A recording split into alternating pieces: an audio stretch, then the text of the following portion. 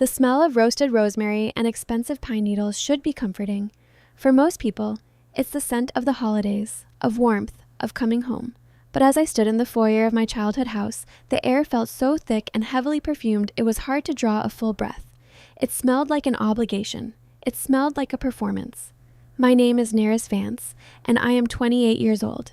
If you're listening from somewhere far away, drop your city in the comments so I can see how far this has traveled. And please, stay with me until the end. I work as a senior accountant at a mid-sized firm downtown. My days are spent bringing order to chaos, balancing ledgers, and finding the truth hidden in numbers. Numbers don't lie, they don't gaslight you, and they certainly don't play favorites. Perhaps that's why I chose this profession. It is the exact opposite of the family I was born into. The house was aggressively perfect. Every garland was draped with mathematical precision. The lighting was carefully dimmed to hide the dust and highlight the expensive crystal on the dining table. My mother, Thessaly, was buzzing around the kitchen island, her manicured fingers adjusting a platter of appetizers that no one was allowed to touch until she had taken a picture of it. She wore a tailored silk blouse that screamed casual wealth, though I knew for a fact the credit card used to buy it was likely nearing its limit. In the living room, mostly obscured by the towering, over-decorated Christmas tree, sat my father, Corvin. He was in his usual leather recliner, a glass of dark amber liquid in his hand, staring at a muted television screen. He was a man who had mastered the art of being physically present while entirely emotionally absent. His silence wasn't peaceful. It was a heavy, cowardly thing.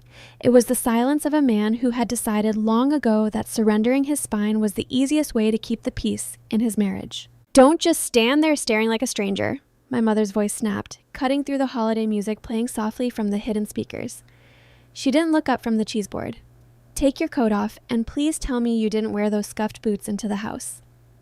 "I left them on the porch," I said, my voice automatically dropping into the flat, toneless register I had developed years ago to survive her. The gray rock method, my therapist called it. Give them nothing to grip onto, no emotion to feed on. I walked into the dining room and took my designated seat at the far end of the table, the seat closest to the kitchen door, convenient for fetching things. 20 minutes later, the front door flew open in a flurry of cold air and dramatic sighs. Blair had arrived. At 25, my younger sister still possessed the chaotic energy of a teenager who believed the world was a movie set built specifically for her. She dumped her designer coat on the pristine armchair my mother forbade anyone to sit on, shook out her perfectly highlighted hair, and loudly announced she was exhausted.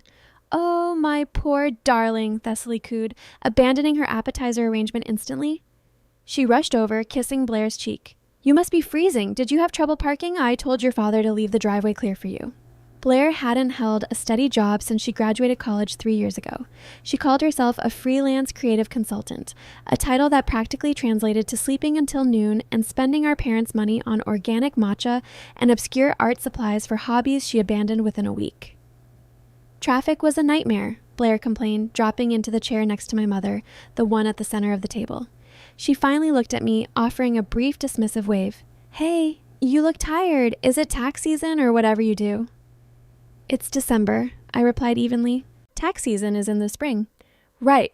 Numbers. Sounds exhausting." She waved her hand as if batting away a fly, completely losing interest. Dinner commenced, and with it, the familiar choreography of microaggressions. It was a subtle art form my mother had spent decades perfecting. She didn't scream or throw plates. Her abuse was refined, delivered between bites of glazed ham and sips of Pinot Noir. "So Blair, tell us about this new exhibition you're curating," Thessaly prompted, leaning forward with rapt attention. Blair launched into a rambling, incoherent explanation about an underground pop-up gallery in an abandoned warehouse. She used words like visceral, disruptive, and spatial awareness to describe what essentially sounded like a party where people threw paint at a wall. "It sounds incredibly avant-garde," Thessaly breathed, her eyes shining with genuine admiration. "It takes so much courage to put your soul out there for the world to see. Not everyone has that kind of bravery." She took a slow sip of her wine and let her gaze slide over to me. The transition was seamless. "Some people are just meant for a smaller, safer life. Isn't that right, sweetie? How is the cubicle?" "It's an office, Mother. I was promoted to senior accountant last month," I said, taking a bite of dry turkey. It tasted like cardboard. "Well, That's nice, she said, the pitch of her voice dropping to convey her absolute boredom. Practical. It's good to be practical when you lack a certain creative spark. We can't all be visionaries. Someone has to do the boring paperwork behind the scenes. I looked at my father. Corvin was intensely focused on dissecting a dinner roll, pretending he couldn't hear the blatant insult. I felt a familiar, hollow ache in my chest, but I pushed it down, burying it under a mental spreadsheet of logic. Do not engage. It is a trap. For 28 years, I had been the family's emotional dumping ground and administrative assistant.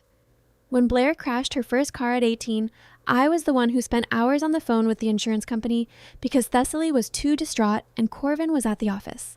When Thessaly forgot to pay the property taxes because she was busy funding Blair's semester abroad in Italy, I was the one who navigated the county clerk's office to stop the penalties.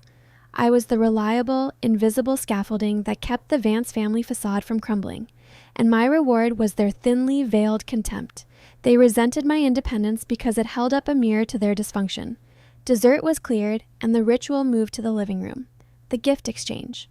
Thessaly always orchestrated this with the precision of a stage director. She sat by the tree, handing out the carefully wrapped boxes. I sat on the sofa, keeping my posture rigid. I had long ago stopped expecting anything meaningful, but there is a strange, masochistic part of the human brain that always hopes this time will be different. It never is. This one is for you, my practical girl, Thessaly said, handing me a rectangular package.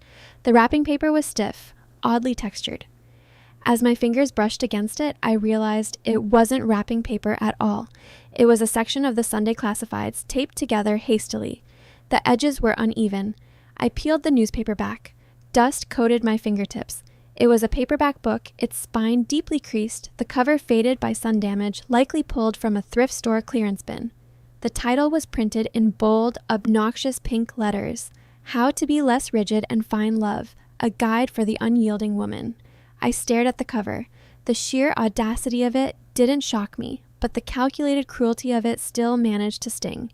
It wasn't just a cheap gift, it was an insult disguised as maternal concern. It was her way of saying my independence was a flaw.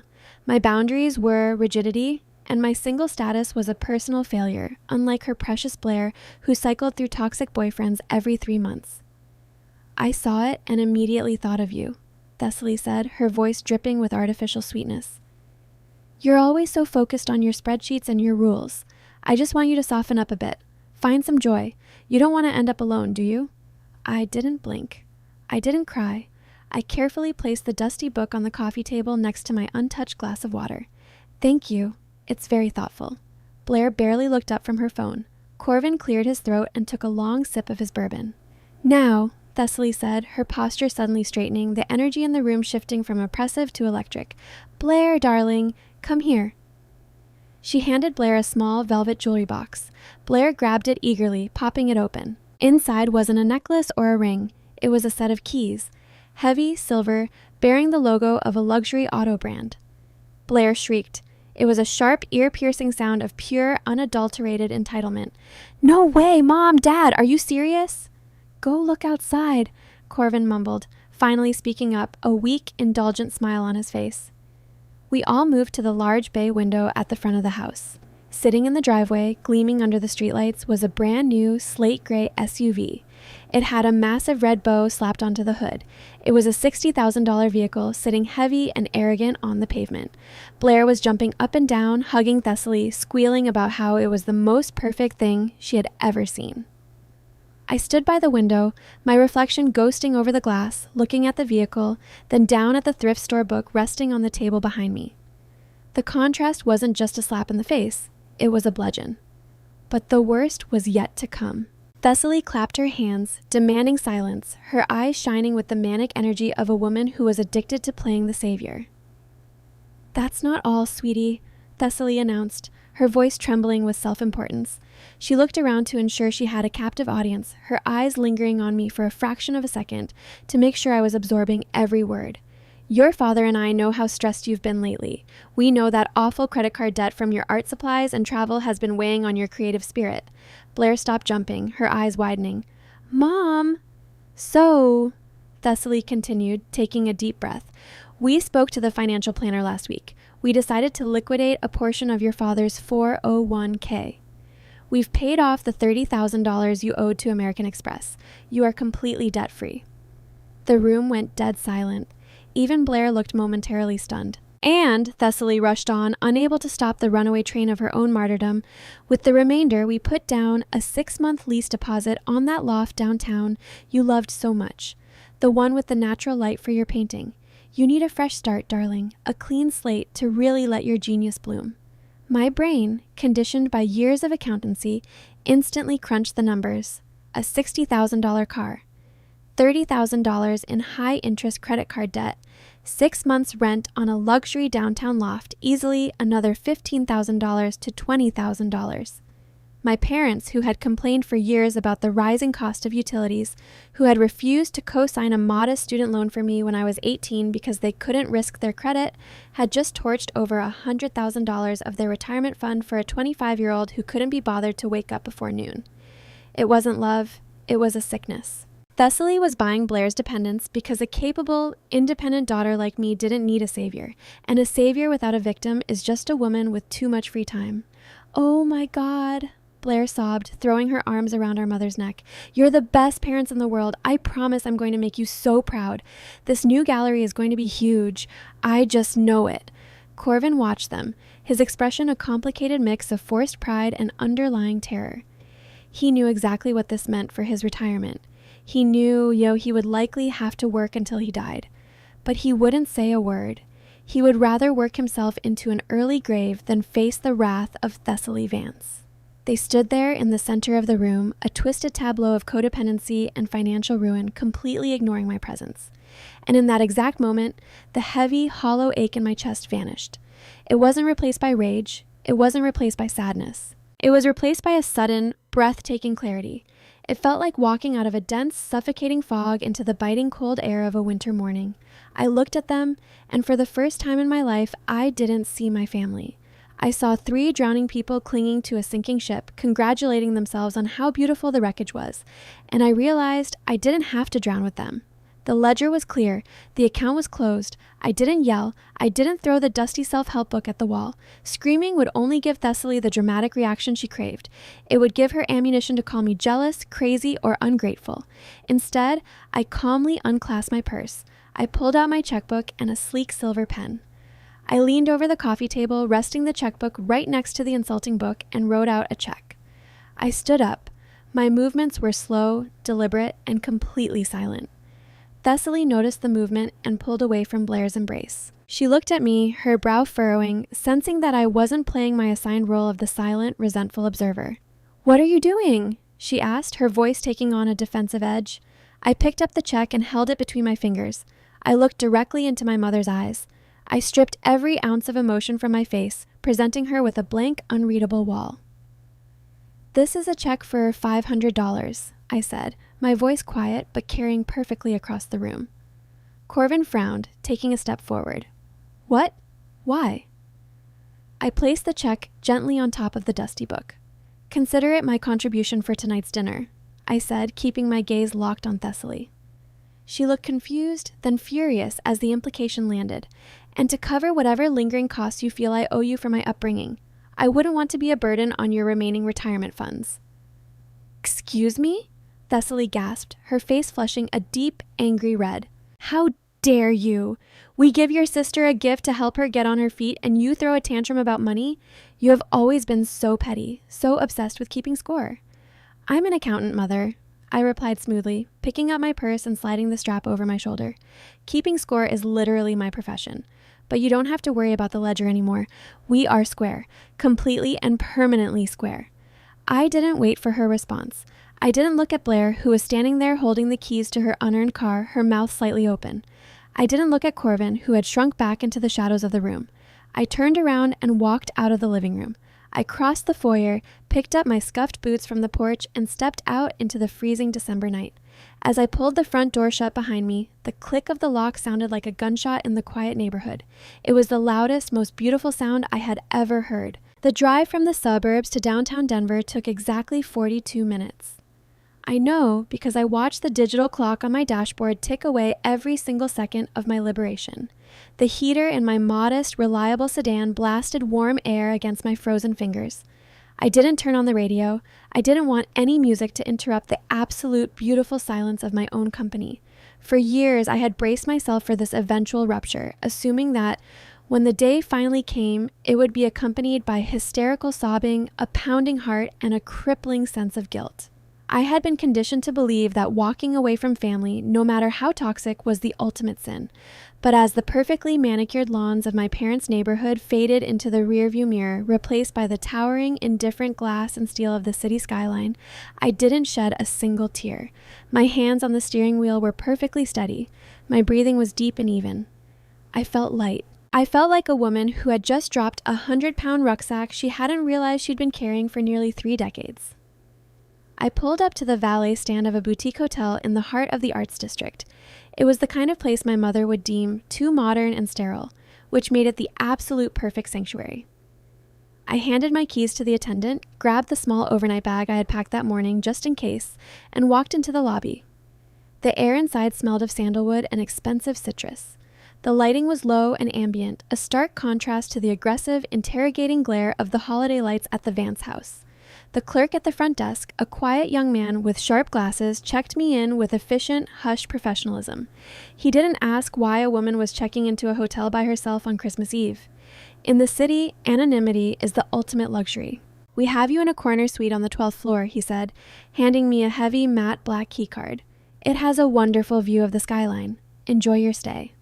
When I opened the door to the suite, I actually let out a long, audible breath. It was a haven of neutral tones, plush fabrics, and absolute stillness. Floor-to-ceiling windows framed the glittering city below. A massive king-size bed practically begged to be collapsed into. But the real prize was in the bathroom, a deep, freestanding soaking tub that looked large enough to drown a lifetime of resentments. I didn't unpack. I walked straight to the bathroom, turned the heavy chrome handles, and let the scalding water roar into the porcelain basin. I poured in half a bottle of the complimentary lavender bath salts. I stripped off the clothes that smelled like my mother's suffocating pine air freshener, tied my hair up, and sank into the water. The heat enveloped me, seeping into muscles I hadn't realized were clenched. I closed my eyes and let the silence wash over me. I thought about the dusty thrift store book sitting on the coffee table next to my $500 check. I thought about the $60,000 SUV in the driveway. I thought about my father's silence and my mother's theatrical martyrdom. For the first time in my life, I didn't try to rationalize their behavior. I didn't try to find the lesson in it or figure out what I could have done differently to earn their respect. You cannot balance a ledger when the other party is using counterfeit currency. My mother's love was counterfeit. It was conditional, transactional, and reserved exclusively for the daughter who made her feel like a necessary savior. I was too self-sufficient to be loved, and lying there in the steaming water, I decided that was perfectly fine. I would rather be unloved and independent than adored and infantilized. I stayed in the tub until the water grew tepid and my fingertips wrinkled. I wrapped myself in a thick, ridiculously soft hotel bathrobe, crawled into the center of the massive bed, and fell into the deepest, most dreamless sleep I had experienced since childhood. I woke up to sunlight streaming across the pristine white duvet. The room was perfectly temperature-controlled, utterly silent, and entirely mine. I stretched, my joints popping, feeling a strange, unfamiliar sensation in my chest. It took me a moment to identify it. It was peace. Unadulterated, uncomplicated peace. I rolled over and grabbed my phone from the nightstand. It was 9:30 a.m., Christmas morning. The screen was dark, but the small notification LED was blinking furiously, a rapid-fire red pulse that usually signaled an emergency. I tapped the screen. 47 missed notifications. I didn't feel the usual spike of cortisol. My therapist and I had worked for months on this exact scenario, detaching from the emotional bait. I sat up, fluffed the pillows behind my back, and opened my messages with the clinical detachment of an auditor reviewing a fraudulent expense report. The texts were exactly what I expected. A masterclass in narcissistic injury and manipulation, delivered in a chronological sequence of escalating panic. The first flurry came around 10 p.m. the night before, shortly after I had walked out. Thessaly, 10:14 p.m. I cannot believe you just did that. A check? Are you trying to insult us? Come back here immediately. Thessaly, 10:22 p.m. This is exactly what I mean about your rigidity. You ruin a beautiful family moment because you can't stand seeing your sister happy. You are so bitterly jealous, it's disgusting. Then came the text from my father, sent around midnight. Corvin's messages were predictably pathetic, attempting to manage my mother's emotions by sacrificing my boundaries. Corvin, 11:58 p.m. Please just come back and apologize. You know how she gets. Her blood pressure is up. Don't do this on Christmas. Corvin, 12:05 a.m. She's crying in the kitchen. Just tell her you overreacted about the book. We're a family. I read his words and felt a wave of profound disgust. You know how she gets. That was the Vance family motto. Translation: let her abuse you so I don't have to deal with her tantrums. He wasn't protecting the family. He was protecting his own comfort. By 2 a.m., my mother had realized her anger wasn't working, so she pivoted to the next tactic, playing the victim to an invisible audience. Thessaly. 2:15 a.m. I don't know where I went wrong with you. I sacrificed everything to raise you girls, and this is how you repay me. Walking out on Christmas Eve. Aunt Eleanor is going to be so disappointed when I have to tell her what you've done. And finally, the messages from this morning when they realized my car wasn't in the driveway and I hadn't come crawling back for breakfast. Thessaly, 8:30 a.m. Where are you? Answer your phone. This silent treatment is childish and abusive. Thessaly, 9 a.m. If you don't answer me by 10 a.m., I am calling the police to report you missing. You are acting unhinged. I smiled. A genuine relaxed smile. Childish. Abusive. Unhinged. Projection is a fascinating psychological defense mechanism. She was accusing me of the exact behaviors she was exhibiting. I didn't reply to a single text. Any response, even an angry one, was supply. It was fuel for her fire. It would prove that she still had a string attached to my emotions, that she could still pull it and watch me dance. Instead, I opened the hotel app on my phone and ordered room service. 30 minutes later, there was a gentle knock on the door. A smiling attendant wheeled in a cart draped in white linen. I tipped him generously and pushed the cart right up to the floor-to-ceiling window overlooking the city. It was a feast designed for pure indulgence. A pot of freshly pressed French roast coffee, a plate of buttery, flaky croissants, a delicate spinach and Gruyere quiche, fresh berries in a porcelain bowl, and a flute of perfectly chilled mimosa. I sat in my plush robe, the winter sun warming my face through the glass, and arranged the table just so. Then, I picked up my phone. I opened the camera app. I didn't take a selfie. I didn't need to show them my face to make my point. I framed the shot perfectly. The crisp white tablecloth, the steaming coffee, the crystal flute catching the morning light, and the sprawling, beautiful, indifferent city of Denver stretching out in the background. It looked wealthy. It looked peaceful. It looked like the life of a woman who was doing extraordinarily well without them. I opened my social media, a platform I knew my mother monitored obsessively to maintain her perfect family facade. I selected the photo. I didn't type a passive-aggressive quote. I didn't write a long, emotional paragraph about trauma or toxic families. I didn't explain myself. Explanations are for people who are still asking for permission to live their lives. I left the caption completely blank. I hit post. Within seconds, the image was live for all of our mutual relatives, friends, and my mother's carefully curated social circle to see. They would see the luxury. They would see the peace. And most importantly, they would see that I was not having a mental breakdown in a ditch somewhere. I was thriving. The silence of a blank caption is deafening to an abuser. It gives them nothing to argue with, nothing to twist, and nothing to use as evidence of your instability. It simply states, I am here, you are not, and I am perfectly fine. As soon as the photo was uploaded, I went into my phone's settings. I didn't block them. Not yet. Blocking can sometimes escalate a narcissist's panic into dangerous territory. Instead, I put my parents and my sister on hide alerts. Their calls would go straight to voicemail. Their texts would filter silently into the background. They could scream into the void as loudly as they wanted, but I was no longer required to listen. I put the phone face down on the nightstand. I picked up my fork, sliced into the warm, savory quiche, and took my first bite of absolute freedom. It tasted incredible. The rest of Christmas Day passed in a glorious, self-indulgent blur. I didn't leave the suite. I watched a terrible romantic comedy on the massive flat-screen TV. I read a thriller novel I had bought weeks ago but never had the energy to open. I took another bath. I ordered a medium rare steak and a glass of Cabernet for dinner. I was mourning, in a way. Not mourning the family I had lost, but mourning the family I had never actually had. I was grieving the fantasy of the supportive parents I had spent 28 years trying to earn. But the grief wasn't heavy, it was cleansing. It was the necessary pain of removing a splinter that had been festering under the skin for decades.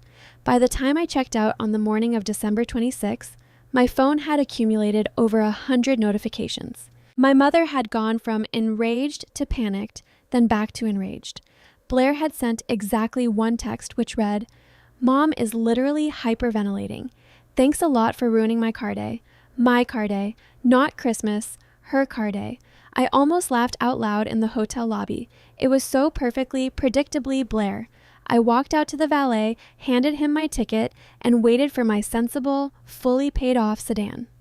I tipped him, climbed into the driver's seat, and merged onto the busy downtown streets. I was heading back to my own apartment, to my own life, to the sanctuary I had built with my own 2 hands and my own bank account. I knew the war wasn't over. In fact, it was only just beginning. When a scapegoat suddenly unhooks their harness and walks away from the toxic family system, the remaining members don't just accept it. They panic. They need their punching bag back to maintain the fragile ecosystem of their dysfunction. Without me there to absorb my mother's anxiety and fix my sister's mistakes, they were going to have to look at each other. And I knew, with the cold certainty of an accountant looking at a bankrupt ledger, that they were going to hate what they saw. Let the smear campaign begin. I was ready for it. The first few weeks of January are traditionally a brutal, grueling period for corporate accountants. It's a tidal wave of year-end closures, tax preparations, and frantic clients looking for write-offs. But for me, that January felt like breathing pure oxygen. Without the constant, low-grade hum of anxiety that always accompanied managing my mother's emotional state and my sister's manufactured crises, my mind was terrifyingly sharp. The energy I used to spend deciphering Thessaly's passive-aggressive texts or untangling Blair's overdrawn bank accounts was suddenly mine to keep. I poured it into my work. My boss, Harrison, noticed the shift almost immediately. Harrison was a no-nonsense, pragmatic man in his late 50s who valued competence above all else. He called me into his glass-walled office on a Tuesday afternoon, tapping a pristine printed report I had submitted the day before. "Neris," he said, adjusting his glasses, "this audit of the Henderson account. You caught a discrepancy going back 3 fiscal quarters that an entire team of juniors missed." "It was buried in the categorized miscellaneous expenses," I replied smoothly, taking a seat across from him. Someone was masking recurring personal charges as vendor payments. The pattern was subtle, but the numbers never lie if you know how to look at them. Harrison nodded, leaning back in his leather chair. "You've been stepping into this senior role with incredible focus. I'll be honest, when we promoted you in November, I was slightly concerned about the workload given your age. But you're operating at the level of a partner right now. Keep this up through Q2, and we'll be discussing your track to management." "Thank you, Harrison. I appreciate that." I walked out of his office feeling a deep, solid sense of validation. It wasn't the manic, conditional praise my mother gave Blair when she successfully managed to wake up before noon. It was respect, earned through tangible, undeniable competence. I was building a fortress of stability, brick by brick. But outside the walls of my office, a different kind of construction was underway. Thessaly was building a narrative. When an abuser loses control of their victim, they immediately try to control how others see the victim. The smear campaign is as predictable as gravity. I didn't have to look at my mother's social media to know it was happening. The ripples of her damage control reached me anyway. I met my best friend Chloe for coffee the following weekend. Chloe was a pragmatic, fiercely loyal woman who had witnessed my family's dysfunction firsthand for years. We sat at a corner table in a bustling cafe, the steam rising from our lattes. Chloe looked at me over the rim of her mug, her expression a mix of amusement and deep concern. "So," she began, setting the cup down carefully, "did you know that you are currently institutionalized in a private wellness facility because the pressure of your little cubicle job caused you to have a severe mental breakdown?" I paused, a piece of biscotti halfway to my mouth. I let out a sharp, genuine laugh. "Institutionalized? That's a new one. Last I checked, I was just ungrateful and jealous." "Oh, she's pivoted," Chloe said, pulling out her phone and scrolling rapidly. "The jealous daughter angle made her look a bit petty, I suppose. So now you're the tragic, overworked spinster who cracked under the pressure of a solitary life. It plays much better to her audience. She gets to be the heartbroken, worried mother." Chloe turned the screen toward me. It was a Facebook post from Thessaly set to public. It featured a picture of me from 3 years ago, looking exhausted at a family picnic, accompanied by a lengthy, emotionally manipulative caption. "Please keep our eldest daughter, Neris, in your prayers during this difficult season," the post read. She has been struggling with some severe mental health challenges and erratic behavior lately. The stress of her solitary lifestyle has taken a terrible toll. We are giving her the space she needs to heal and find professional help. It breaks a mother's heart to see her child push family away when her mind is so unwell, but we will always leave the light on for her. Family is forever. Underneath the post were dozens of comments from extended relatives, church members, and family friends. "Oh, Thessaly, you are such a strong mother. Praying for Neris. Mental illness is so hard. You and Corvin have done everything you can. Don't blame yourselves." I read the words, and for a fleeting second, the old conditioned instinct flared up. The desperate urge to jump into the comments, to post my recent promotion letter, to scream, "I am perfectly sane. She bought Blair a $60,000 car and handed me a thrift store book. She liquidated her retirement." But then my eyes met Chloe's, and I saw the reality. "If you defend yourself," Chloe said quietly, reading my mind, "you look crazy. If you try to explain the car and the check, she'll twist it to say you're obsessing over money while you're mentally unwell. It's a trap, Neris." "I know," I said, sliding the phone back across the table. "It's the perfect defense mechanism. If I'm crazy, then nothing I say about her is reliable. My leaving wasn't a boundary. It was a symptom of my disease. It absolves her of all accountability." "Are you going to block her?" "No." I took a calm sip of my coffee. Let her talk. The people who actually know me, the people whose opinions matter, know the truth. The rest are just an audience watching a play. I refused to step onto the stage. It was a powerful realization. The smear campaign only hurts if you still value your standing in the abuser's community. I didn't. I had walked away from the entire theater. But I didn't anticipate that someone from the audience would quietly follow me out. 2 weeks later, on a freezing Tuesday evening in early February, my phone vibrated with a text from an unsaved number. I only knew who it was because of the signature. "Neris, I know you are avoiding the family, and I don't blame you, but I need to show you something, just you and me, please. Aunt Eleanor." Eleanor was my mother's older sister. For my entire life, she had been Thessaly's most reliable flying monkey, the enabler who nodded sympathetically whenever my mother complained about how difficult I was. Eleanor was a widow who lived in a small townhouse on the edge of the city, living on a modest fixed income. She had never been explicitly cruel to me, but her complicit silence had always placed her firmly in enemy territory. My immediate instinct was to delete the message. It had all the hallmarks of an ambush. Thessaly had likely realized her texts weren't getting through and had dispatched her sister to drag me back into the fold, probably under the guise of an intervention for my supposed mental breakdown. But something about the phrasing made me pause. "I don't blame you." Eleanor had never validated my perspective in her entire life. I decided to take calculated risk. I chose the location, a brightly lit, crowded diner downtown, close to my office and far from my parents' neighborhood. A public place meant they couldn't make a scene without humiliating themselves. I arrived 10 minutes early and chose a booth facing the door. When Eleanor walked in, I barely recognized her. Without my mother there to act as the glamorous, commanding centerpiece, Eleanor looked small. The haughty, judgmental posture she usually adopted at family gatherings was gone, replaced by the hunched shoulders of an exhausted, aging woman. She spotted me and slid into the booth across from me. She didn't try to hug me or offer false pleasantries. She placed a large, scuffed leather tote bag on the Formica table. "Thank you for coming," Eleanor said, her voice raspy. She looked at my tailored suit, my neat hair, the quiet confidence in my posture. "You don't look like a woman having a nervous breakdown, Neris." "I'm not," I said simply, "but I assumed Thessaly sent you here to cure me anyway." Eleanor let out a dry, humorless chuckle. "Thessaly doesn't know I'm here. If she did, she would have a real breakdown of her own." She unzipped the tote bag and pulled out something wrapped in a plastic grocery bag. Her hands, I noticed, were shaking slightly. She unwrapped it and pushed it across the table toward me. It was a book, not a paperback, but an old, heavy, cloth-bound ledger. The edges were frayed, and the spine was held together by brittle yellow tape.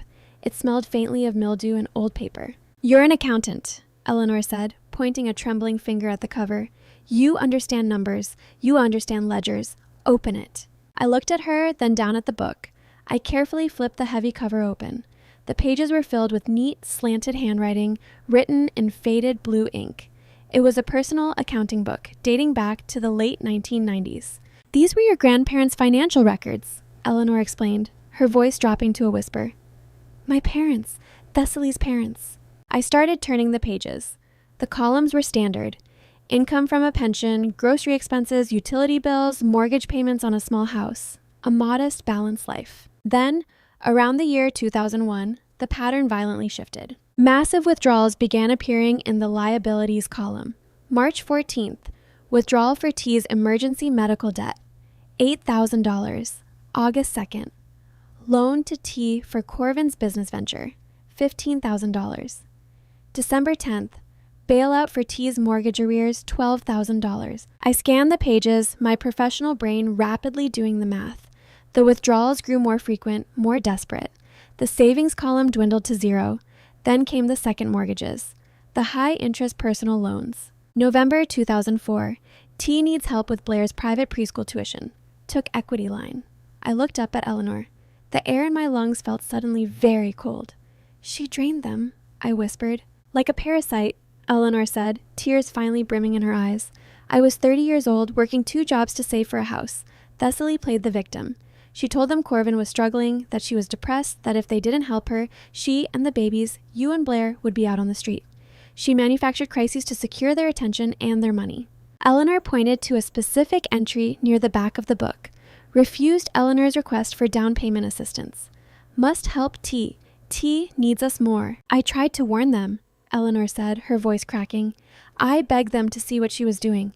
But to them, I was just the rigid, jealous older sister who didn't understand how sensitive Thessaly was. By the time our father died in 2008, there was nothing left. Not a dime. They lost the house to foreclosure. I had to pay for his funeral on a credit card while your mother showed up in a brand new designer coat, weeping louder than anyone else about how close they were. The pieces of the puzzle slammed together in my mind with deafening clarity. The favoritism, the financial manipulation, the smear campaigns. It wasn't a reaction to me. It wasn't because I wasn't pretty enough, or loving enough, or agreeable enough. It was a pathology, a generational curse. Thessaly had hollowed out her own parents to feed her bottomless need for control and validation. And now, having consumed them, she had moved on to her own husband's retirement fund to infantilize Blair. Why are you showing me this now? I asked, my voice steady despite the shock vibrating through my chest. Why didn't you say anything to me when I was growing up? You watched her treat me like garbage while she put Blair on a pedestal. Eleanor looked down at her hands, shame painting her cheeks a dull red. Because I was a coward, Neris, and because a sick, twisted part of me was relieved that her crosshairs were on you and not on me anymore. If I agreed with her, she left me alone. It's the survival tactic of a coward, and I will regret it until the day I die. She reached across the table and placed her hand over the ledger. I heard what she did on Christmas, Eleanor said, looking directly into my eyes. I heard about the car, I heard about the retirement money, and now, watching her tell the whole world that you're insane, I couldn't sit by anymore. I watched her destroy my parents. I let her destroy my relationship with them. I stayed, and I let the resentment eat me alive for 30 years.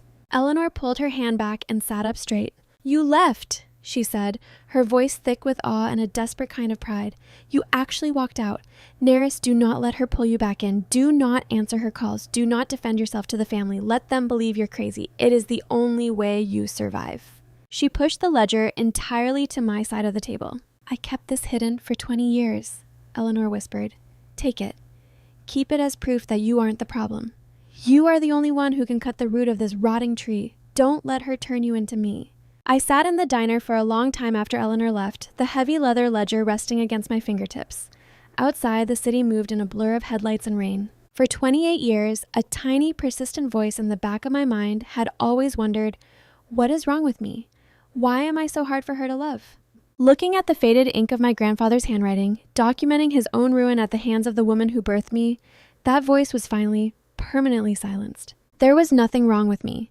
I was just the only person in the Vance family who refused to be eaten alive. I slipped the ledger into my briefcase, left a $20 bill on the table for the coffee, and walked out into the cold night air. I felt lighter than I had in my entire life. The smear campaign didn't matter anymore. The whispers didn't matter. Because while Thessaly was busy spinning fairy tales on the internet to protect her fragile ego, reality was marching toward her doorstep. And numbers, as I always knew, never lie. By the time late June rolled around, the Denver asphalt was baking under a relentless, unforgiving sun. The heat seemed to slow everything down, thick and heavy, but inside the climate-controlled walls of my accounting firm, my life was moving forward with the precise, rhythmic momentum of a perfectly balanced spreadsheet. 6 months had passed since I walked out of my parents' front door on Christmas Eve. Half a year of absolute, unbroken silence. I had kept Aunt Eleanor's ledger locked inside a fireproof safe in my apartment. I didn't need to look at it every day. Simply knowing it existed was enough. It was the physical proof of my sanity, an anchor I could touch whenever the phantom guilt of a lifetime of conditioning tried to creep back in. But honestly, those moments of doubt were becoming exceedingly rare. Without the parasitic drain of my mother's manufactured crises, my career had accelerated at a dizzying pace. Harrison had made good on his word. By the end of Q2, I was officially managing my own portfolio of high net worth clients. I had upgraded my wardrobe, started contributing the maximum allowed to my own retirement accounts, and spent my weekends hiking the trails outside the city with Chloe, rather than sorting through my parents' messy tax receipts. But nature abhors a vacuum, and in a toxic family system, when the designated scapegoat removes herself, the ecosystem inevitably collapses. The first cracks in the Vance family facade didn't reach me directly. They filtered through the grapevine, delivered over iced coffees by Chloe, who still had a few mutual acquaintances on her social media feeds. "The loft lease is up," Chloe announced one Sunday afternoon in mid-July, scrolling through her phone as we sat on the patio of a local bistro. 6 months exactly since Christmas. And guess who just posted a long, tragic paragraph about the gentrification of the art scene forcing local creatives out of their spaces? I took a sip of my iced tea, feeling nothing but a mild clinical curiosity. Blair is getting evicted? Essentially, Chloe nodded, reading the screen. She says her landlord is a corporate monster who refuses to support emerging artists. Translation: she hasn't paid rent for July and they handed her a notice to vacate. Also, have you seen her car? The $60,000 Range Rover? The very same. Our mutual friend Sarah lives a few blocks from that loft. She walked by yesterday. The Rover is sitting in the alley with a bright yellow parking boot on the front left tire. Apparently, Blair can't afford the luxury insurance premiums or the city parking permits. It's essentially a very expensive, immobile metal brick. My mind immediately began running the numbers, a habit I couldn't break. 6 months of a luxury loft lease prepaid. When that ran out, the monthly rent would hit like a freight train, likely upwards of $3,000. Add in utilities, groceries, the exorbitant insurance on a brand new luxury SUV for an unemployed 25-year-old, and the mountain of personal expenses Blair considered necessities. In the past, this was the exact moment my phone would ring. Thessaly would call, her voice tight with panic, demanding I log into my sister's banking portals, move money around, negotiate with the landlord, or simply open my own wallet to bridge the gap. Corvin would text me shortly after, begging me to just help your mother out so she can sleep tonight. I was the fixer. I was the financial buffer between their delusions and reality. Without me, there was no buffer. Thessaly and Corvin had drained their liquid retirement funds to buy Blair a clean slate for Christmas. But a clean slate is useless to someone who doesn't know how to write. They had treated the symptoms of Blair's financial incompetence, not the disease, and now the disease was terminal. I set my iced tea down. "They're out of money," I said quietly. "What do you mean?" Chloe asked. "Your parents, they have your dad's salary." "My father's salary covers their own inflated lifestyle and the mortgage on that massive suburban house," I explained, the cold mathematics laying out the inevitable tragedy. Thessaly blew his 401k on the car and the debt payoff. They don't have the cash reserves to bail Blair out of a luxury lease, and their credit is likely maxed from their own spending. The well is completely dry. Chloe looked at me, her eyes widening as the reality of the situation set in. "So, what happens now?" "Now," I said, leaning back in my chair, "the narcissist panics, and when a narcissist panics, they become incredibly dangerous." I just didn't realize how desperate Thessaly had become until the following Thursday. It was 2:15 p.m. I was in the middle of a complex risk assessment for a corporate merger, my desk covered in financial statements. The soft ambient hum of the air conditioning was the only sound in my office until my desk phone chirped. It was the front desk receptionist, a sweet woman named Sarah, who had only been with the firm for a few months. "Nereus?" Sarah's voice sounded thin, carrying an undeniable edge of anxiety. I am so sorry to interrupt your afternoon, but there is a woman in the lobby. She says she's your mother, and, well, it's a bit of an emergency." My stomach performed a slow, sickening drop, a ghost of the old trauma response, but the feeling was fleeting, instantly replaced by a sharp, icy resolve. I glanced at the glass walls of my office. Beyond them, dozens of my colleagues were quietly working at their desks. Narcissists are deeply strategic in their abuse. Thessaly hadn't ambushed me at my apartment because she knew I would simply lock the door and call the police. She chose my place of corporate employment. She chose the lobby of a prestigious accounting firm because she was counting on my professional shame. She believed I would be so terrified of a public scene, so desperate to maintain my reputation, that I would drag her into a private room and give her whatever she wanted just to make her go away. It was a hostage situation, and my career was the collateral. "Sarah," I said, my voice perfectly level, deliberately projecting an aura of absolute calm. "Is she currently crying?" There was a pause on the other end. "Yes, she's very distressed. She told the security guard that your sister is about to be homeless and you're the only one who can save her. She's drawing quite a bit of attention." Of course she is, I thought. The martyr performance, live and in high definition. "Thank you, Sarah. I'll be right down. Please do not offer her a private room. Let her stay exactly where she is." I hung up the phone. I didn't rush. I took 30 seconds to neatly stack my files. I checked my reflection in the dark glass of my monitor, smoothing an invisible wrinkle from my tailored navy blazer. I took a deep, steadying breath, letting the logic of numbers wash over me. She has no power here. She only has the power you give her. I walked out of my office and took the elevator down to the ground floor. The atrium of our building was a cavernous space of polished white marble, chrome, and floor-to-ceiling glass that looked out onto the busy downtown street. It was designed to intimidate and impress. When the elevator door slid open, I saw her immediately. Thessaly Vance had positioned herself in the exact geometric center of the lobby, sitting on one of the minimalist leather benches.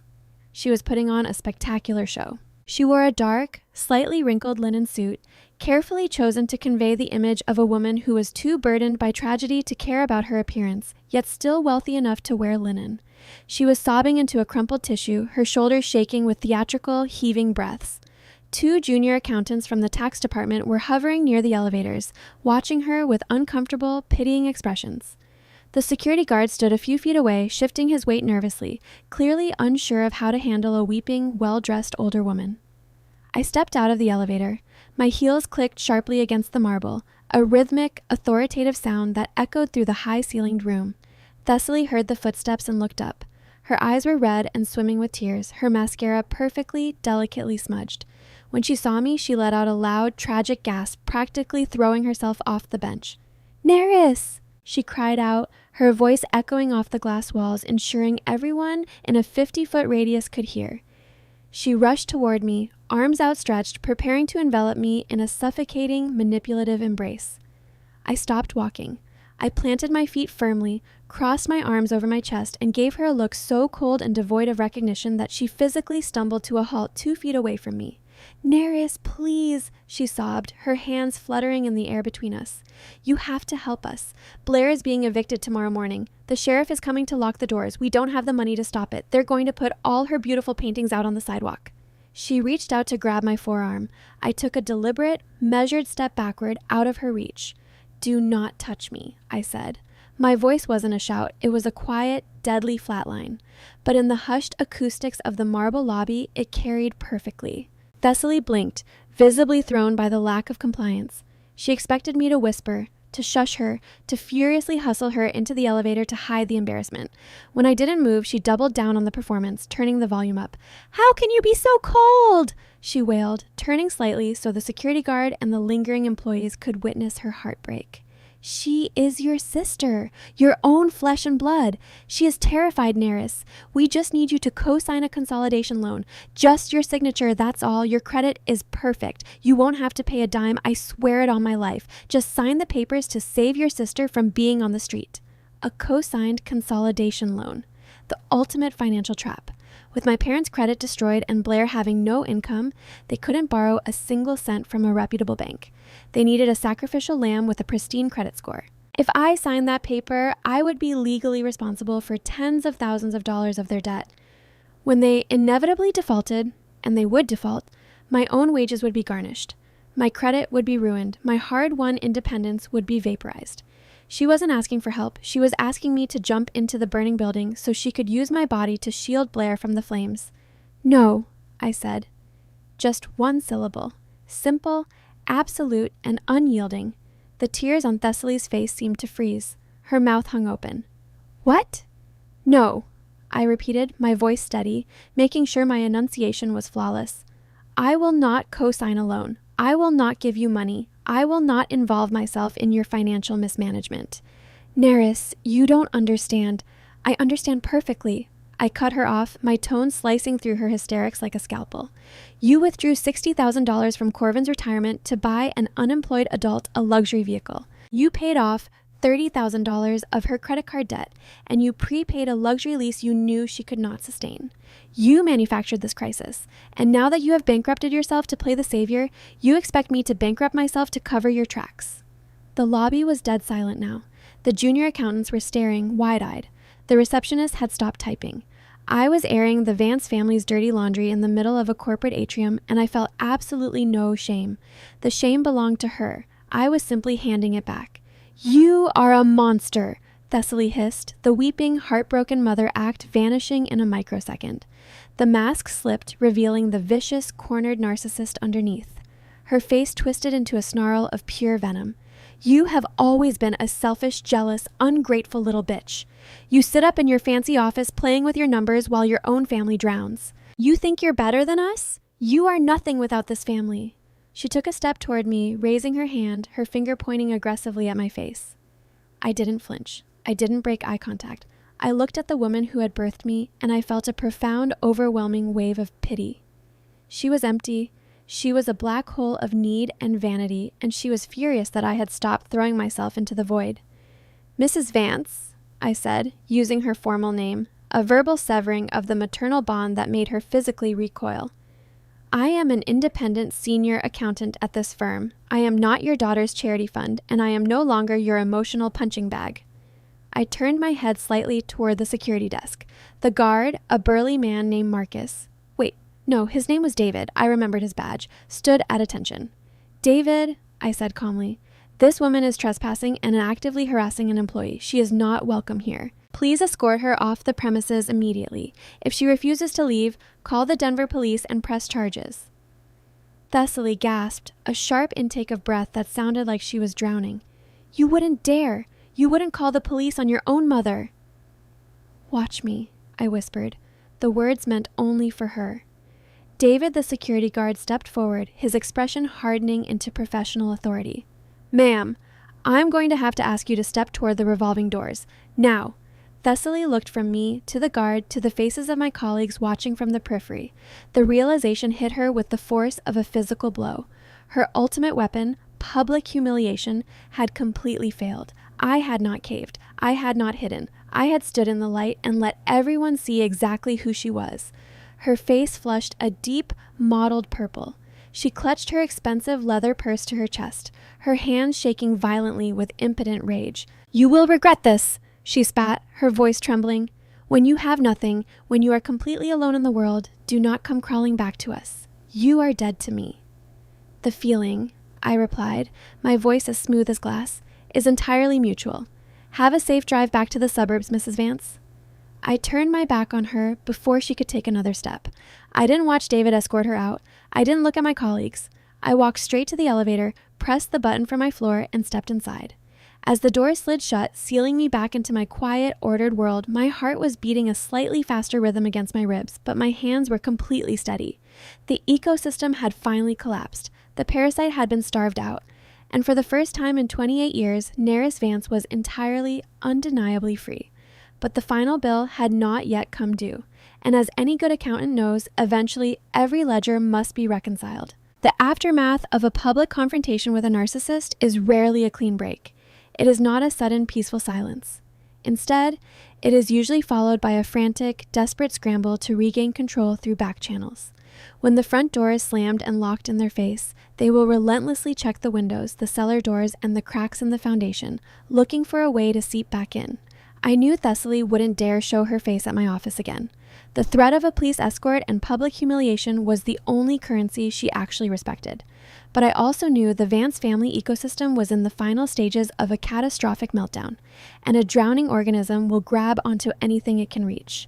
It happened 4 days after the incident in the marble lobby. I was leaving my apartment building, walking down the dimly lit concrete ramp into the underground parking garage.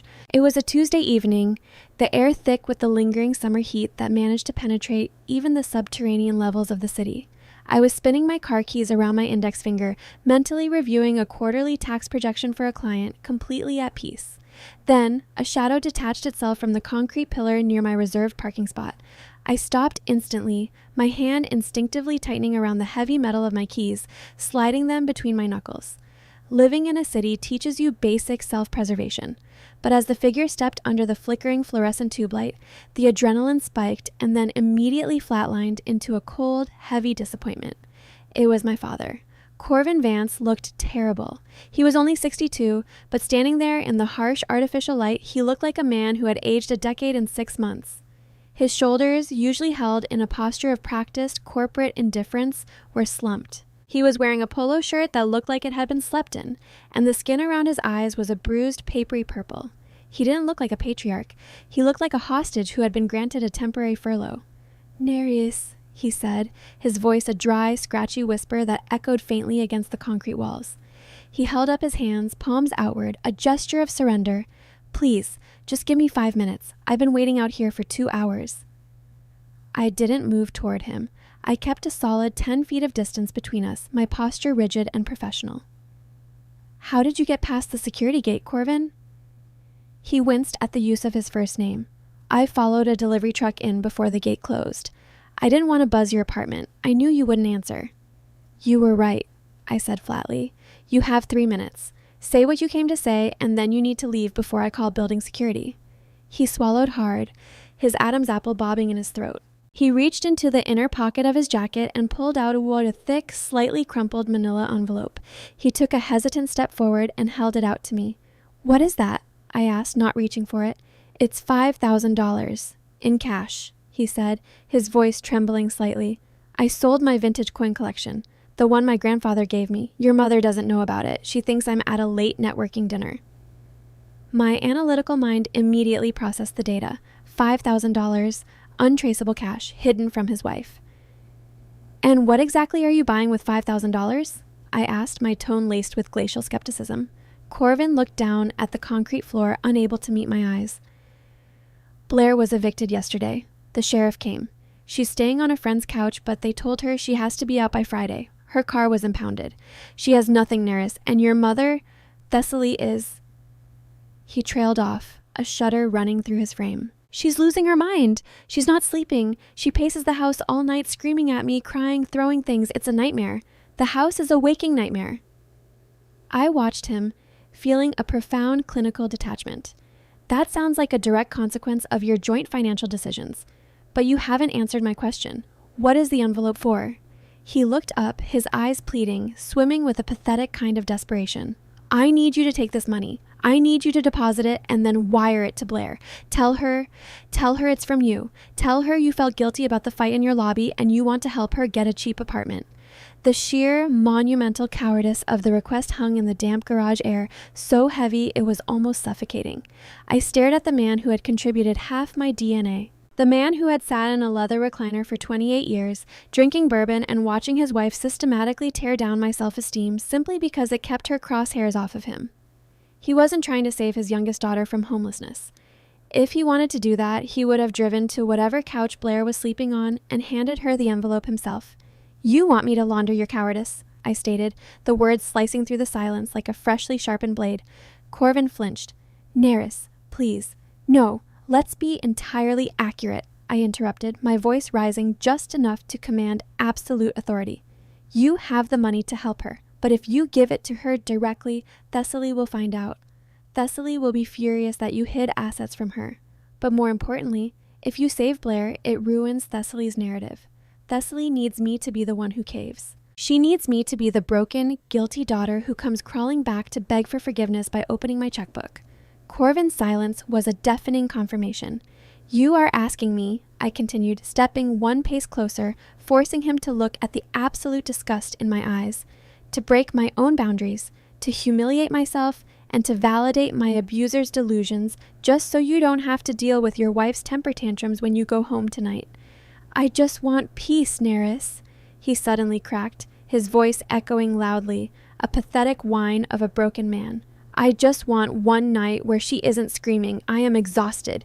You are the strong one. You've always been the strong one. You can handle this. Blair is your sister. It was the ultimate betrayal laid bare under the fluorescent lights, the enabler's true face. To the enabler, the scapegoat's strength is not something to be admired. It is a utility. It is a resource to be exploited so the enabler can remain comfortable in their weakness. My strength, I said, my voice dropping to a low, dangerous whisper, is exactly why I am not taking that envelope. My strength is why I am standing here, completely independent while your house burns down around you. You built that fire, Corvin. You handed her the matches every single time you looked the other way. Now sit in the ashes. I turned my back on him. I pressed the unlock button on my key fob. The headlights of my sedan flashed, illuminating the dark concrete. Neris, wait, he pleaded, taking a step toward my car. I opened the driver's side door and looked back at him over the roof of the car. If you ever follow me into this building again, I will have you arrested for stalking. Go home to your wife. You deserve each other. I got in, locked the doors, and started the engine. As I drove up the ramp toward the exit gate, I checked my rearview mirror. Corvin Vance was still standing in the empty parking spot, clutching the manila envelope to his chest, shrinking into the shadows. It was the last time I ever saw my father in person, and the only thing I felt as I pulled out into the evening traffic was a profound, magnificent relief. The final rusted chain had been snapped. I was entirely, completely free. But while my ledger was clean, the Vance family accounts were about to undergo a brutal, devastating audit, and I was about to find out exactly how deep the rot truly went. It happened 10 days later, a Tuesday. The clock on my nightstand read 2:14 a.m.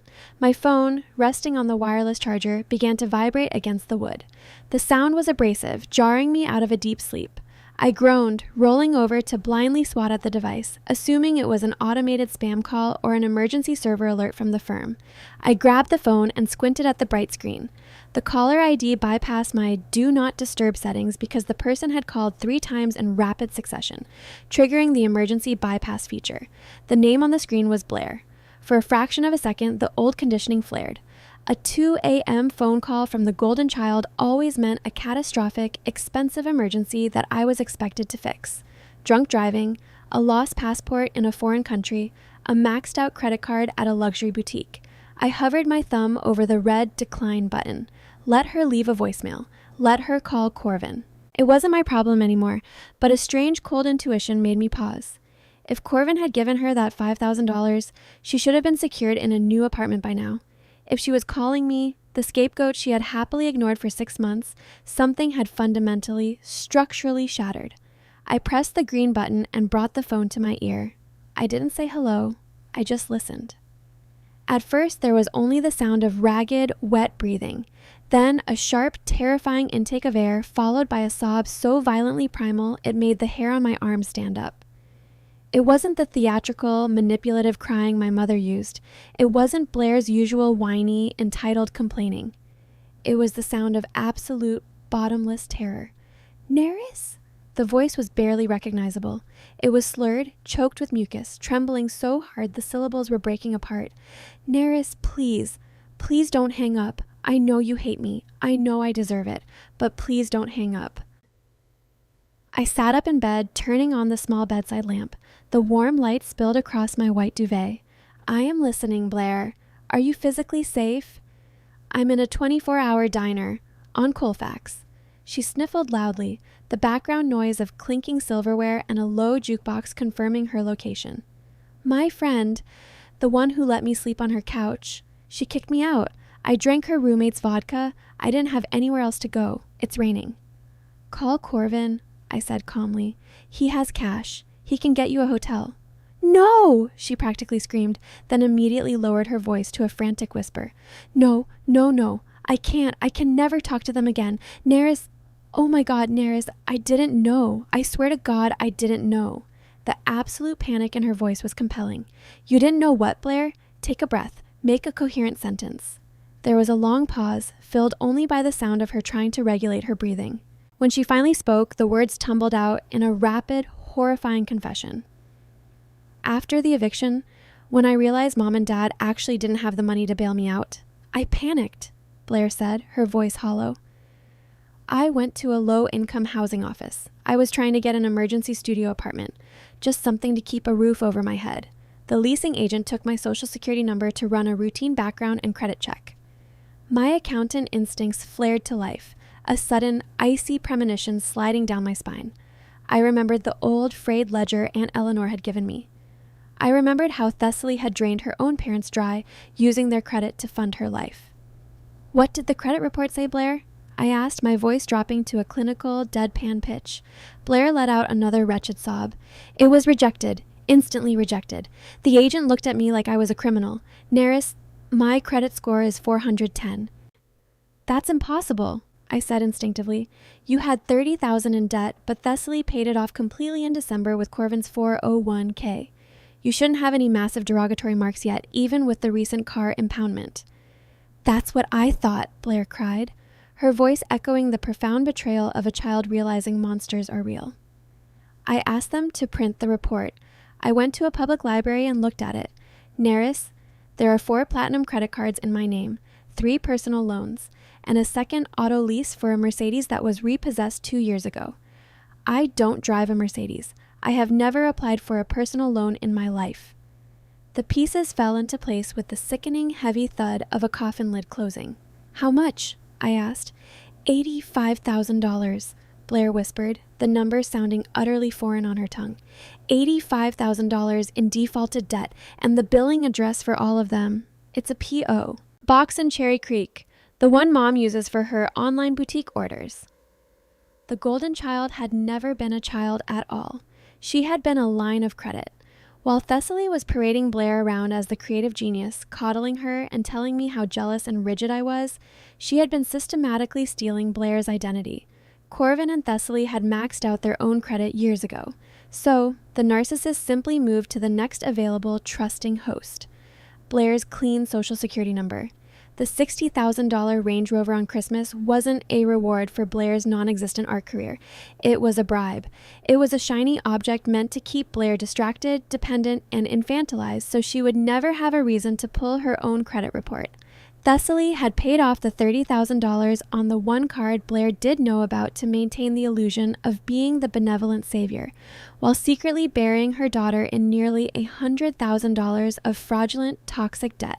The mother who claimed to sacrifice everything for her children had actually sacrificed her child for a closet full of designer linen suits and the illusion of suburban wealth. Neris? Blair whimpered into the silence. Are you still there? I am here, I said. My mind was a calculating machine, devoid of emotion, operating entirely on logic. What do I do? She begged, sounding genuinely like a terrified 5-year-old. If I declare bankruptcy at 25, my life is over. I can't rent an apartment. I can't get a good job. I have nothing. You don't declare bankruptcy, I told her, my voice as hard and cold as diamond. That debt is not yours. It is fraudulent. You go to the Denver Police Department in the morning. You file a formal report for identity theft and financial fraud. You give them the credit report and you give them the P.O. box address. Silence stretched over the phone line, thick and suffocating.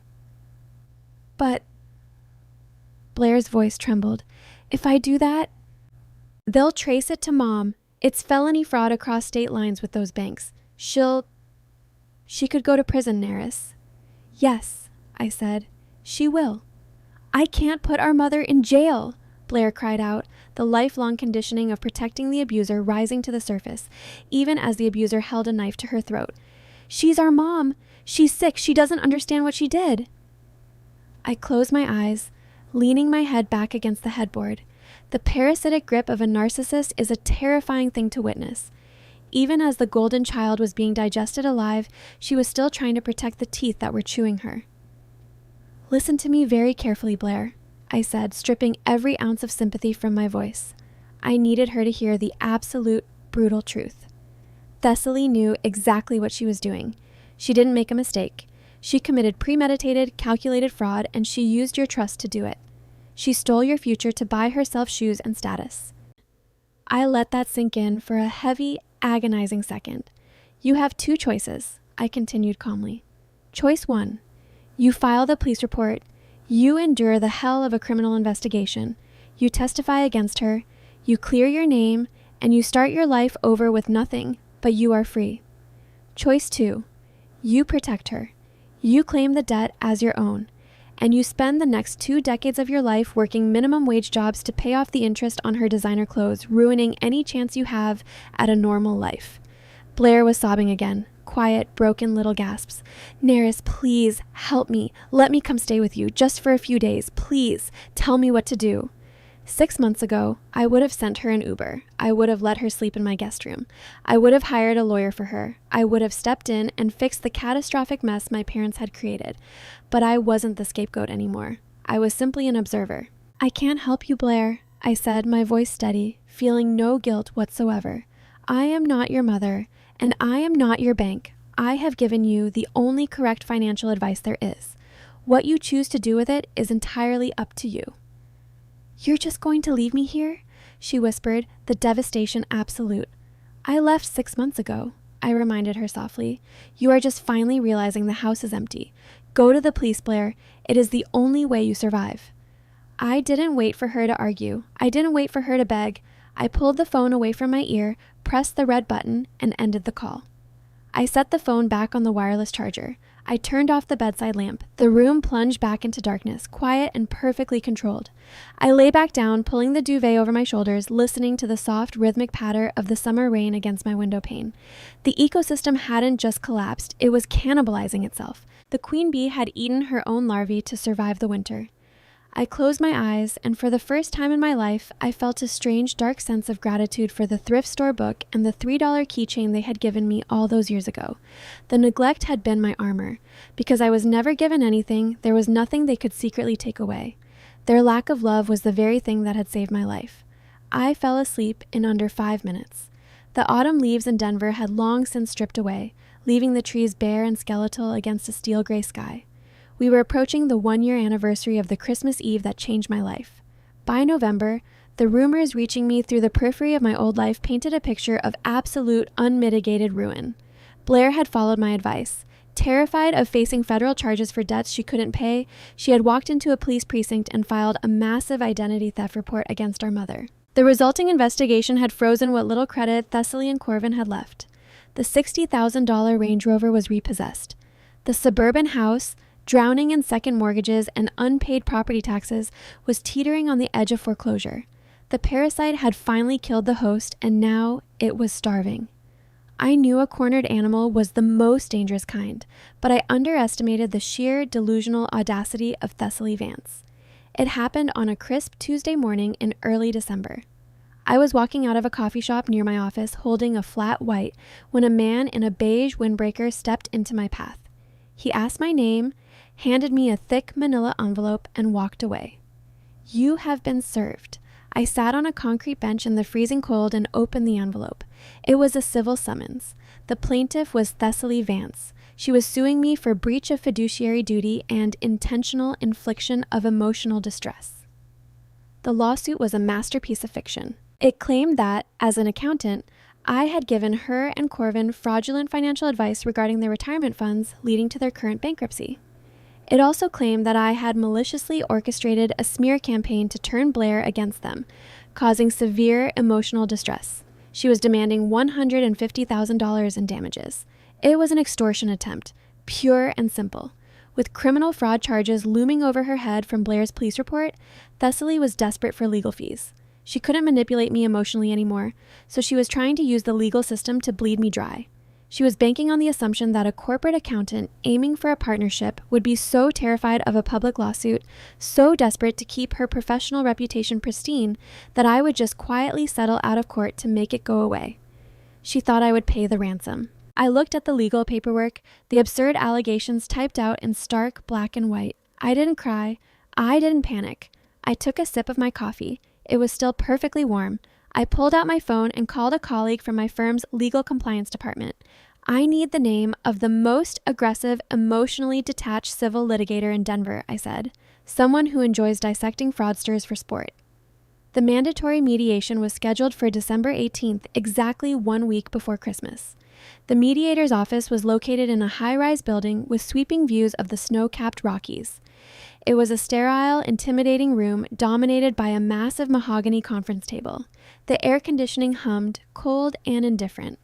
I arrived 10 minutes early with my attorney, a sharp, impeccably dressed woman named Ms. Sterling, who charged $800 an hour and was worth every single penny. I wore a tailored charcoal suit, my hair pulled back into a severe, sleek knot. I carried a single, thick leather briefcase. At exactly 9 a.m., the heavy glass door swung open. Thessaly walked in, followed by a lawyer who looked overworked and distinctly uncomfortable. My mother looked entirely different from the woman in the marble lobby 6 months ago. The forced, manicured glamour was gone. Her hair was dull, the roots showing. She wore a drab, shapeless sweater. She looked aged, exhausted, and deeply, profoundly bitter. Corvin was not with her. Enablers rarely show up for the actual battles. They only exist to clean up the blood afterward. Thessaly took a seat across from me. She didn't look at my face. She looked at my suit, my expensive leather briefcase, the platinum watch on my wrist. I could see the resentment boiling just beneath her skin, a toxic, corrosive envy that I had built a successful life while hers was collapsing into dust. The mediator, an older gentleman with a gentle, patient demeanor, began the standard introductory speech about finding common ground and preserving family relationships. Thessaly immediately burst into tears. It was a reflex, a muscle memory. I just don't understand how it came to this. She sobbed into a tissue, looking at the mediator playing to her new audience. I gave my daughters everything. I sacrificed my youth, my career, my sanity for them. And Neris has just been so cold. She ruined our finances with her advice, and then she poisoned her sister against me. I'm losing my home. I just want my family back. The mediator looked at me, a soft, sympathetic expression on his face, expecting me to defend myself, to argue, to play my role in the drama. I didn't say a word. I turned to Ms. Sterling and gave her a slight nod. Ms. Sterling didn't offer a tissue. She didn't offer sympathy. She opened her own file, her voice cutting through Thessaly's manufactured sobs like a diamond through glass. Mr. Mediator, Ms. Sterling said crisply, my client is not here to negotiate a settlement. We are here to present the plaintiff with an ultimatum. Thessaly stopped crying instantly. The tissue dropped from her face. Her lawyer shifted uncomfortably in his leather chair. I placed my briefcase on the table. The heavy brass locks clicked loudly in the quiet room. I opened it and pulled out a stack of documents bound in 3 separate, heavily indexed folders. Mrs. Vance, I said, my voice completely devoid of emotion. I was no longer a daughter. I was an auditor, and the ledger was finally being pulled. You are attempting to sue me for financial mismanagement and emotional distress. It is a bold strategy considering you are currently under investigation for felony identity theft. You have no proof of that, Thessaly hissed, her eyes darting to her lawyer. Blair is a confused, vindictive child who maxed out her own cards and is trying to blame me. I don't need Blair's testimony, I replied smoothly. I slid the first folder across the mahogany table. This is a comprehensive forensic trace. As a senior accountant, I took the liberty of looking into the P.O. box associated with the $85,000 of fraudulent credit card debt opened under Blair's Social Security number. It traces directly to a registered LLC, an LLC owned by you, Thessaly. Her face went completely white. But that isn't the interesting part, I continued, my voice steady, rhythmic, relentless. I slid the second folder across the table. It was Aunt Eleanor's old, frayed ledger, carefully photocopied and annotated. This is a documented history of financial elder abuse, detailing exactly how you systematically drained your own parents' estate into bankruptcy using the same methods of coercion and hidden debt. Those are lies, Thessaly shouted, her voice shrill, panic finally breaking through the facade. Eleanor is a jealous old bat. You can't use a 30-year-old diary in court. You are correct, Ms. Sterling interjected, smiling a cold, terrifying smile. The statute of limitations on your parents' estate has expired. However, it establishes a clear, documented pattern of predatory financial behavior, a pattern that prosecutors love to see when establishing intent for current crimes. I slid the third and final thickest folder across the table. It landed with a heavy thud right in front of her. "This," I said, leaning forward slightly, holding her terrified gaze, "is the absolute end of the road. When you liquidated Corvin's 401k to pay off a portion of the debt you fraudulently opened in Blair's name, you triggered a massive taxable event. Furthermore, any funds obtained through fraudulent credit applications are legally considered taxable income by the federal government." And I watched the realization hit her. The local police investigating Blair's identity theft claim were slow, underfunded, and often hesitant to prosecute family disputes.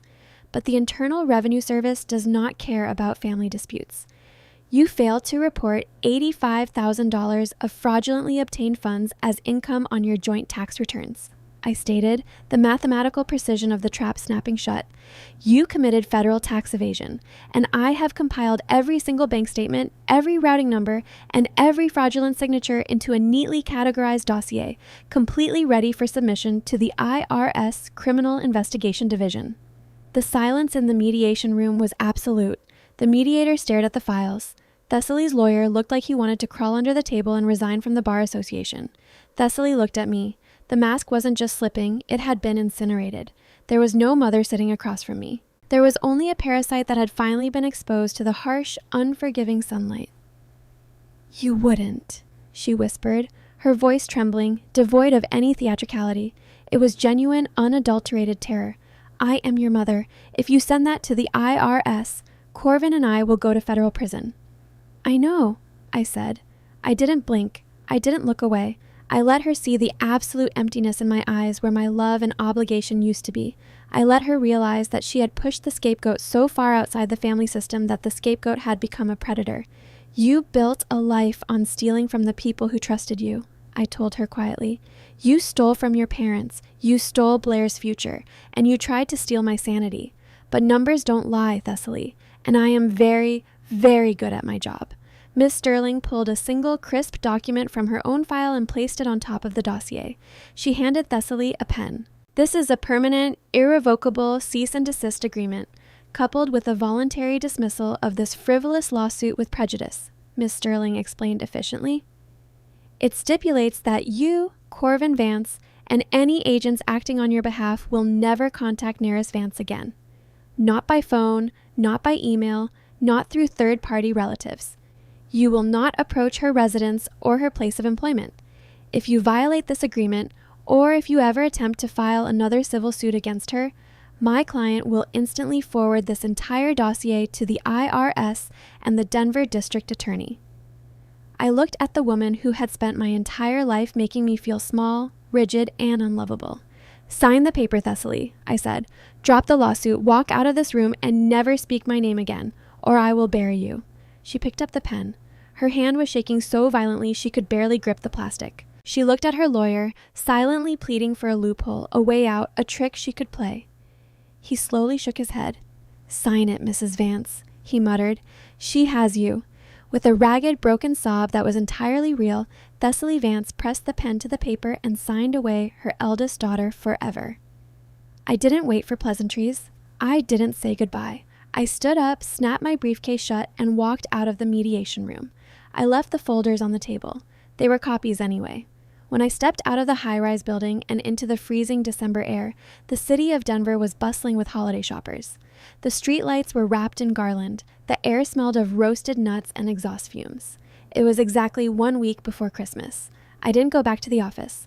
I walked to my car and drove out of the downtown grid, heading toward a quiet, tree-lined neighborhood on the edge of the city. A month earlier, using the money I had saved by not funding my family's dysfunction, combined with the substantial bonus from my promotion, I had closed on a house.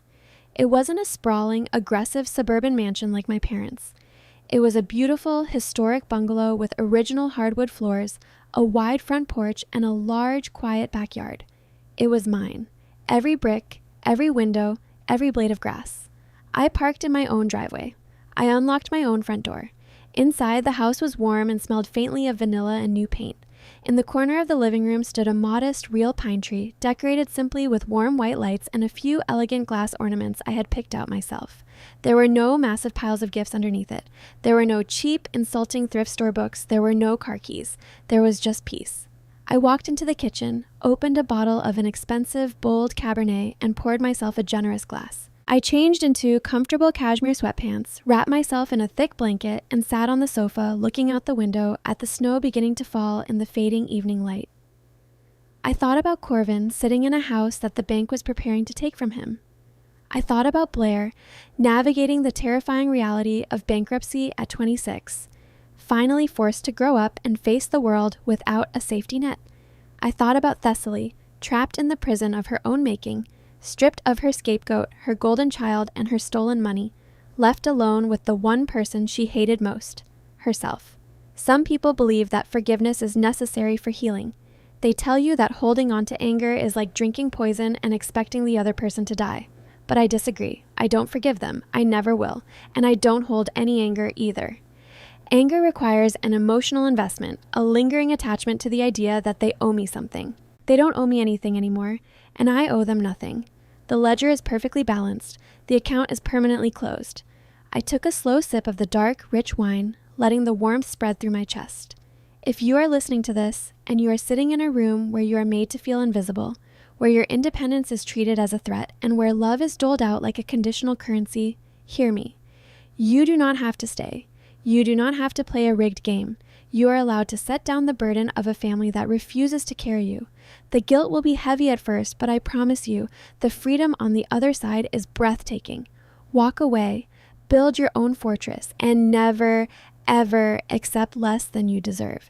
Thank you so much for listening to my story. If this resonated with you, if you've walked a similar path, or if you just want to support this channel, please hit the subscribe button and leave a comment below.